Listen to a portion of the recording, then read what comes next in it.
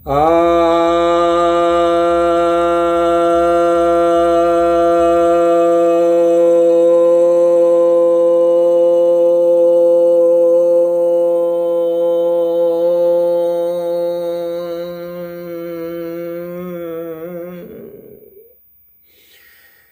सभी भक्तजनों को सप्रेम नमन।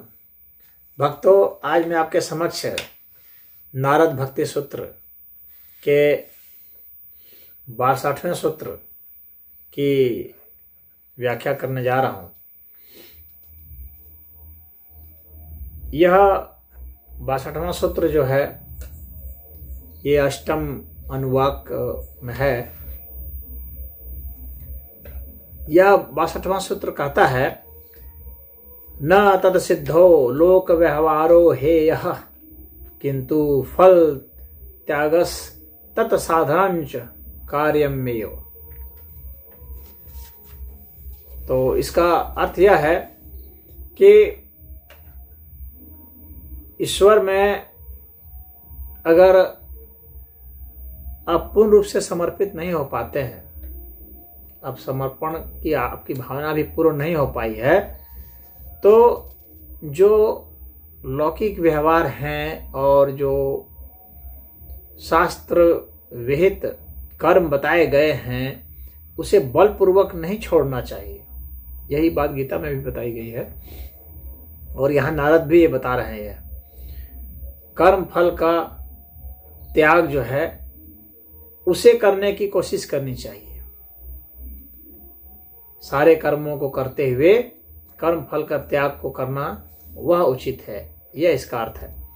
तो यहाँ पर जो न तत् सिद्धो लोक व्यवहारो हेय है, इसका एक दूसरा अर्थ भी कुछ लोग निकालते हैं। यहाँ अगर सिद्धो अलग कर देंगे तो इसका थोड़ा सा अलग अर्थ हो जाएगा। इसका अर्थ यह हो जाएगा कि भक्ति का लाभ हो जाने पर भी जो लोक विहित कर्म है, शास्त्र विहित कर्म है, उसे नहीं त्यागना चाहिए। इसका ऐसा अर्थ इसमें आ जाएगा। लेकिन यहाँ पर जो उनका मंतव्य है वो यही मंतव्य है कि यदि आप पूर्ण समर्पण नहीं कर पाते हैं, किसी कारणवश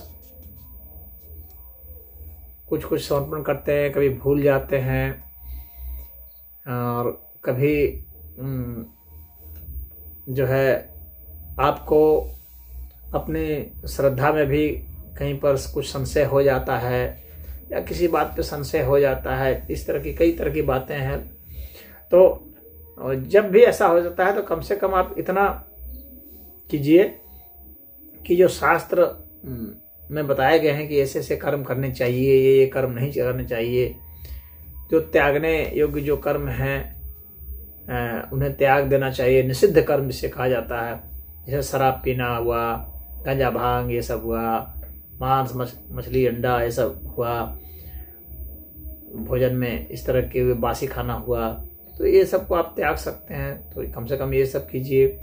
फिर दूसरे के साथ दुर्व्यवहार नहीं करें, अच्छी भाषा बोलें, चीखें चिल्लाएं नहीं, झगड़ा नहीं करें, बहुत क्रोध नहीं करें। तो इस तरह की बातें हैं। तो कुछ जो शास्त्र सम्मत कर्म हैं, आपको पूजा अर्चना वंदना जितना आपकी समझ है, शक्ति है, सामर्थ्य है, उतना करें।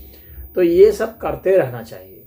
करने मतलब ये अगर हम अभी अपने को पूरा नहीं चढ़ा पाए तो कम से कम फूल चढ़ा सकते हैं, वह चढ़ाइए। बेलपत्र चढ़ा सकते हैं, वह चढ़ाइए। एक आदमी को रोटी दे सकते हैं, वह रोटी दे दीजिए। किसी जानवर को आप खिला सकते हैं, पशु को आहार कुछ दे सकते हैं, घास दे सकते हैं, घास दे दीजिए। किसी गरीब को कंबल दे सकते हैं, कंबल दे दीजिए। विद्यार्थी को आप एक कॉपी खरीद के दे सकते हैं, कॉपी दे दीजिए। कलम खरीद के दे सकते हैं, पेंसिल दे सकते हैं, वह दे दीजिए। कुछ तो मतलब करते रहिए। कहने का तात्पर्य यहाँ पर यह है कि लोक व्यवहार और शास्त्र विहित कर्म करते रहे तब तक जब तक कि आपका पूर्ण समर्पण नहीं हो जाता है ईश्वर के प्रति। बाद में जब निष्काम कर्म से आप कोई भी कर्म कर पाएंगे, हर कर्म को ईश्वर को समर्पित करके कर पाएंगे, तो फिर आप में अनन्य भक्ति का उदय हो जाएगा और ऐसे में ईश्वर लाभ हो जाएगा। तो जो आपका जिसको कहा जाए ना कच्चा में, तो वह कच्चा में जब तक है तब तक आपको ये सब करना चाहिए। फिर जब वो पक्का में हो जाएगा, मैं भक्त हूँ, इस तरह की बातें जब आ जाएगी, फिर वह ठीक हो जाएगा। फिर बाद में वह मैं भी डिजॉल्व हो जाएगा, वह भी समर्पित हो जाएगा, तो मैं कहाँ हूँ, सिर्फ तू ही तू है। तो वह अवस्था आ जाएगी। फिर प्रभु का जो स्वाध्याय का जो है, सत्संग का है, जिज्ञासाओं का है, तो इन सबको जारी रखना चाहिए जब तक कि आप में वैसी अवस्था नहीं हो जाती है। तो यहाँ पर दो अर्थ जो मैंने बताया, एक अर्थ तो ऐसा हो गया, दूसरा जो बताया गया है कि जब आप, इसके दो अर्थ लिए जाते हैं विद्वानों के द्वारा, कि यदि आप संपन्न हो चुके हैं, अनन्य भक्त हो चुके हैं, सब कुछ आपका हो गया है, तो इसका अर्थ यह नहीं है कि जो शास्त्रविहित कर्म है उसकी निंदा करना शुरू कर दीजिए। और बहुत लोग करने लगते हैं ऐसा, फिर सोचते हैं अरे हम तो बहुत, तो गुमान में हो जाता है, अब तो बहुत पागल, तो शास्त्र की आलोचना शुरू कर देते हैं। जिसके माध्यम से, जिसके जरिए तुम वहाँ पहुँचे खुद, अब उसी की आलोचना निंदा कर रहे हो। तो भगवान ने कहा है गीता में कि ऐसा नहीं करना चाहिए। जो ऐसे लोग जो उसमें अभी लगे हुए हैं, तो उसको वहाँ हतोत्साहित नहीं करना चाहिए, भटकाना नहीं चाहिए।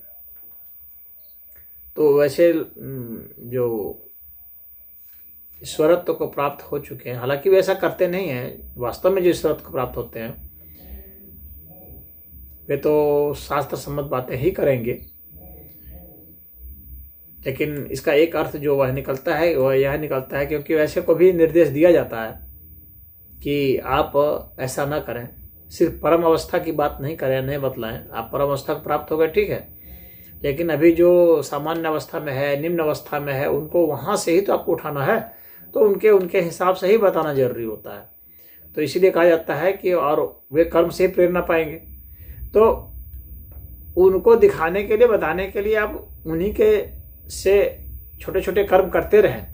भले आप परम ज्ञानी हो, लेकिन आपको सामान्य से भी कर्म करने चाहिए, जिससे कि वे प्रेरणा ले, वे सोचें कि अरे ये भी करते हैं तो मैं भी करूं। फिर धीरे धीरे क्रमशः जो है उसका विकास होगा और वो आगे बढ़ेगा। सीधे सीधे आप उसको खंडित करके उसको बिल्कुल काट देंगे तो बिल्कुल हताश हो जाएगा, क्योंकि अभी उसकी ऊर्जा का लेवल, उसकी सोच समझ का लेवल, उसकी भावनाओं का लेवल, उसकी एकाग्रता ध्यान का लेवल वो नहीं गया है कि आप उसे सीधा एक जंप करा दें। तो वो जहाँ से है वहीं से क्रमशः स्नेह ही उसमें चलेगा। यह भी यहाँ पर तात्पर्य लिया जाना चाहिए। तो नारद जी हमें यही बता रहे हैं इस श्लोक के माध्यम से। इसमें इतना ही। ओम।